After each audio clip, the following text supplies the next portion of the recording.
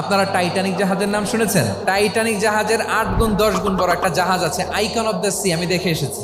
Royal Caribbean দেখে এসেছি। সাগরের সামনে জেটিতে যখন দাঁড়ালাম, জাহাজটা যখন যায়, আমার মনে হচ্ছে একটা শহর, পুরো একটা শহর মনে হয় পানির উপর দিয়ে ভেসে যাচ্ছে। পড়েন সুবহানাল্লাহ। এই যে আইকন অফ দ্য সি, এই জাহাজটা, এটার ভেতরে স্টেডিয়াম আছে, সুইমিং পুল আছে, রেস্টুরেন্ট আছে, 3000 4000 রুম বিশিষ্ট, কক্ষ বিশিষ্ট হোটেল আছে।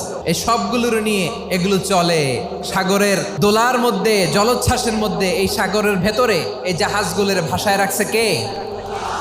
এই যে বাংলাদেশে যে গাড়িগুলো চালান, বেশিরভাগ গাড়ি আসে কিন্তু জাপান থেকে। হাজার হাজার গাড়ি একটা জাহাজ বহন করতে পারে। সূরাত বানী ইসরাইলের এই চমৎকার আয়াতের ভেতরে আল্লাহ তাআলা বেসিকলি মানব জাতির প্রতি তার 4টি স্পেশাল অনুগ্রহের কথা বলেছেন। 2 নম্বর অংশে আল্লাহ তাআলা বললেন, ওয়া হামালনাহুম ফিল বাররি ওয়াল বাহর, স্থলে এবং সমুদ্রে আমি তাদের জন্য চলাচলের বাহন দিয়েছি। সুবহানাল্লাহ।